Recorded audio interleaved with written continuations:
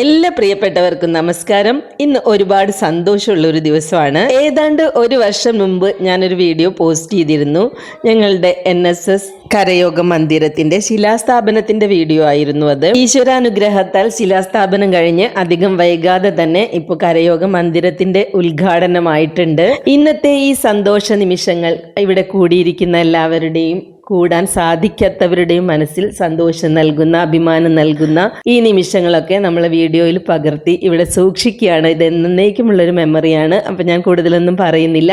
അപ്പം നമുക്കിന്ന് മന്ദിരത്തിന്റെ ഉദ്ഘാടനവും അതേ തുടർന്നുള്ള പരിപാടികളും ഒക്കെ നേരിട്ട് കാണാം.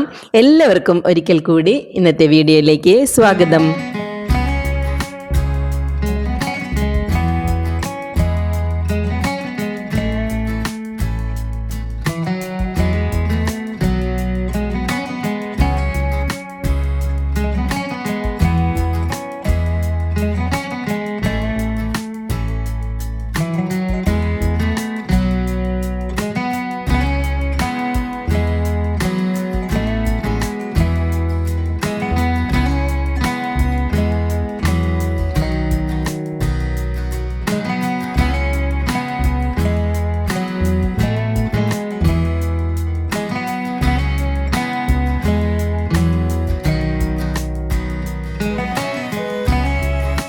സർവജീവ പ്രകാശമാകുന്ന സച്ചിദാനന്ദ ജ്ഞാനമേ, നിത്യവും നിന്റെ പാദ പങ്കജം തൊട്ടു വന്നിച്ചു വാഴ്ത്തുന്നു.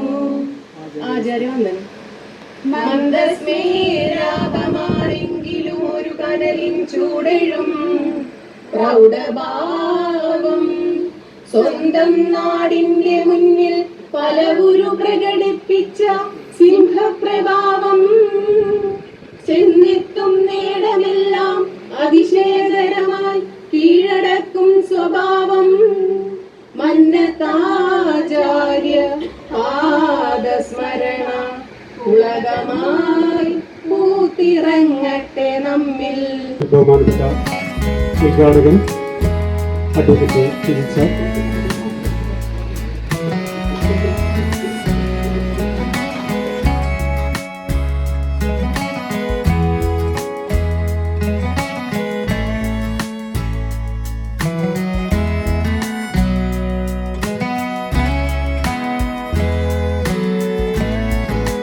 അടുത്തതായിട്ട് സ്വാഗത പ്രസംഗമാണ്.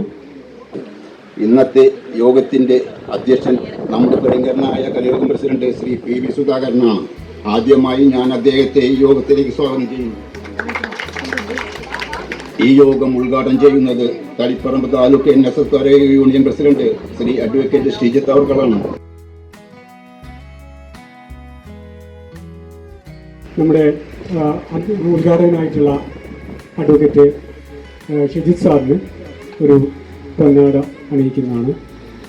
പൊന്നാട അണിയിക്കുന്നത് കരയോഗം പ്രസിഡന്റ് ശ്രീ സുധാകരൻ സാറാണ്.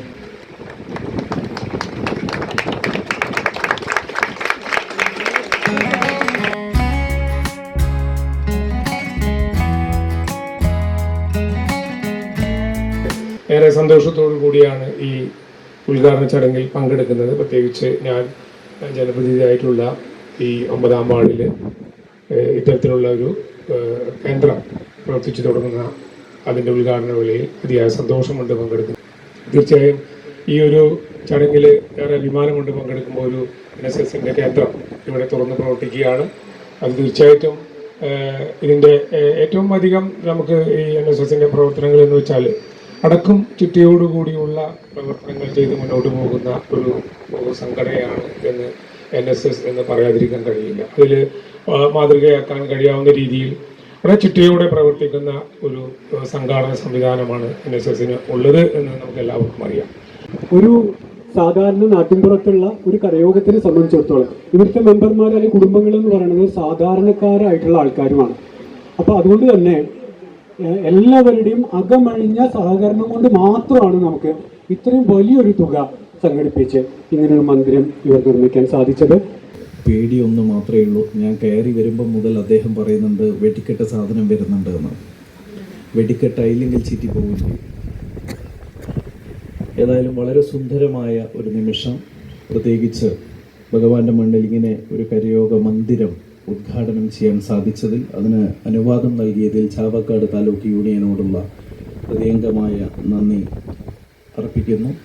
എന്ന് ചിന്തിക്കുന്നിടത്ത് നിന്ന് മാറ്റി ചിന്തിക്കണമെങ്കിൽ ആധ്യാത്മിക പഠന കേന്ദ്രങ്ങളിലൂടെ അവരെ പഠിപ്പിക്കുവാൻ പറ്റുന്ന മനസ്സുള്ള അധ്യാപകർ ഇവിടെയുണ്ട്, കഴിവുള്ളവരുണ്ട്.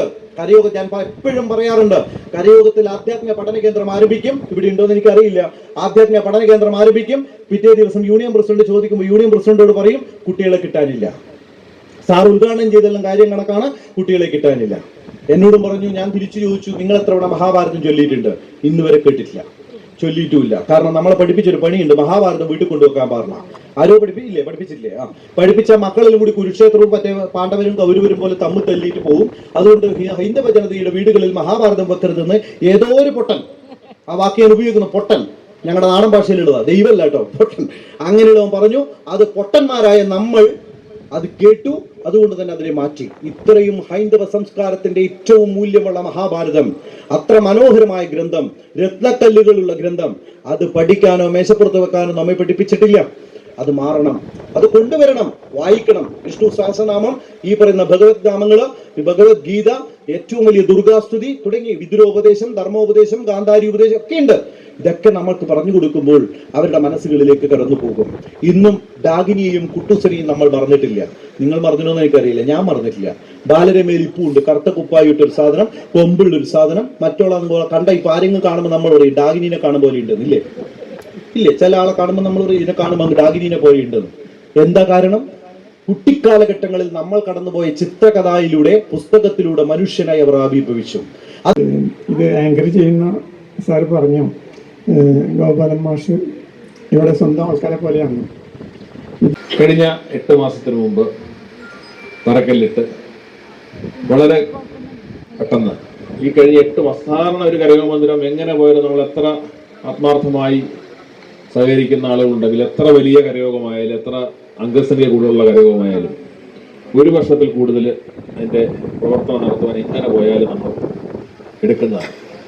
പക്ഷേ 65 അല്ലെങ്കിൽ 70 വീടുകളുള്ള വയലത്തൂർ NS കരയോഗത്തിൻ്റെ മന്ദിര നിർമ്മാണം വളരെ പെട്ടെന്ന് 8 മാസം കൊണ്ട് പൂർത്തീകരിക്കാൻ സാധിച്ചത് ഈ കരയോഗത്തിലെ മുഴുവൻ അംഗങ്ങളുടെയും സഹകരണത്തിൻ്റെയും പ്രവർത്തനത്തിൻ്റെയും ആകത്തുകയാണ്. അതിന് അവരുടെ കയ്യിൽ നിന്നും ആ സമീപനവും അവരുടെ സഹകരണവും ഉണ്ടാകണമെങ്കിൽ അതിനുവേണ്ടി ആത്മാർത്ഥമായ ഒരു ഭരണസമിതി കരയോഗത്തിലുണ്ടാകണം. അപ്പോൾ ശ്രീ സുധാകരൻ ചേട്ടൻ പ്രസിഡന്റായി, ശ്രീ ശശിധരൻ ചേട്ടൻ സെക്രട്ടറിയായി, ശ്രീ മോഹനകൃഷ്ണൻ ചേട്ടൻ ഖജാൻജിയായി ഇരിക്കുന്ന ഈ ഭരണസമിതി ഈ കഴിഞ്ഞ കാലങ്ങളിൽ വളരെ ആത്മാർത്ഥമായും അർത്ഥവത്തായും വളരെ നല്ല രീതിയിൽ പ്രവർത്തിച്ചതിൻ്റെ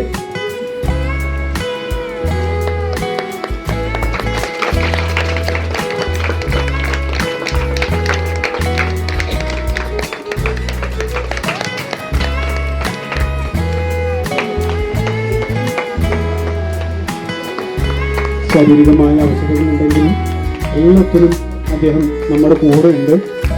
അത് പ്രത്യേകം പറയാതിരിക്കാൻ പറ്റില്ല. വന്നു കഴിഞ്ഞാൽ ഓരോ തമാശകളൊക്കെ പറഞ്ഞ് നമ്മളെ സന്തോഷിപ്പിക്കുന്ന ആളാണ്.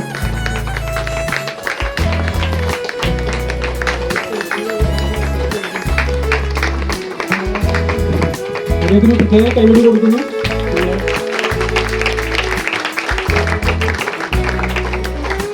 ഞാൻ അദ്ദേഹം കൈമാറുന്നത് താലൂക്ക് യൂണിയൻ പ്രസിഡന്റ് ശ്രീ ഗോപാലൻ.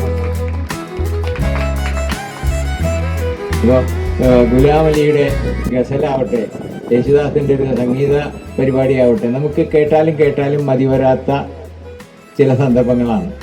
അതുപോലെ കഴിഞ്ഞ കൊല്ലം ജൂലൈ മാസം 3-ാം തീയതി നടന്ന കോട്ടപ്പടി മേഖലാ സമ്മേളനത്തിൽ ഉദ്ഘാടകനായി എത്തി നമുക്ക് മതിവരാത്ത രീതിയിൽ നല്ലൊരു അതിഗംഭീരമായ പ്രഭാഷണം കാഴ്ചവെച്ച ഷജീസ് സാറ്, അത് എന്നും നമ്മുടെ മനസ്സിലുണ്ട്. അദ്ദേഹത്തിന് ഇനിയൊന്ന് കേൾക്കണം എന്നുള്ള മതിവരാത്ത ആഗ്രഹം ഇപ്പോഴും മതി വന്നിട്ടല്ലെങ്കിൽ പോലും നമുക്ക് ഇവിടെ കേൾക്കാൻ സാധിച്ചു. അത്രയും മനോഹരമായിട്ട് നിങ്ങളുടെ എല്ലാം കർണപുടങ്ങളിൽ തങ്ങി നിൽക്കുന്ന ആ വാക്കുകൾക്ക് മീതെ ഒരു അപശ്രുതി വരുത്താൻ ഞാൻ ആഗ്രഹിക്കുന്നില്ല. എന്തായാലും സാറിൻ്റെ പ്രസംഗം കേൾക്കാനാണ്. അത് എത്ര കേട്ടാലും മതി വരില്ല. ഒരു വർഷം ഞങ്ങൾ ഇനി എന്ന് വരും എന്ന് സെക്രട്ടറിയോട് അടക്കം ചോദിക്കും. അപ്പോൾ അതിൻ്റെതായ പ്രാധാന്യമുള്ള ഒരു കാര്യത്തിനെ സാറിനെ കൊണ്ടുവരാൻ പറ്റുള്ളൂ എന്നാണ് പറയുന്നത്. ആ പ്രാധാന്യം ഇന്ന് നമുക്ക് സഫലമായിരിക്കുന്നു. കാരണം ഏതൊരു കരയോഗത്തിൻ്റെയും ചിരകാല സ്വപ്നമാണ് ഒരു കരയോഗ മന്ദിര ഉദ്ഘാടനം. നമ്മളൊരു വാടക വീട്ടിൽ നിന്ന് സ്വന്തം ഗൃഹത്തിലേക്ക് പ്രവേശിക്കുന്നത് പോലെയാണ് നമ്മുടെ കരയോഗ മന്ദിരത്തിൻ്റെ ഉദ്ഘാടനം. ഈ നാടിൻ്റെ തന്നെ ഒരു സ്പന്ദനമായി ഈ കരയോഗ മന്ദിരം മാറട്ടെ. എല്ലാ കാര്യങ്ങളിലും ഇടപെടാൻ വൈലത്തൂർ കരയോഗത്തിന് സാധിക്കട്ടെ എന്ന് ആശംസിച്ചുകൊണ്ട് നിർത്തുന്നു. നന്ദി, നമസ്കാരം. ജയ് NSS.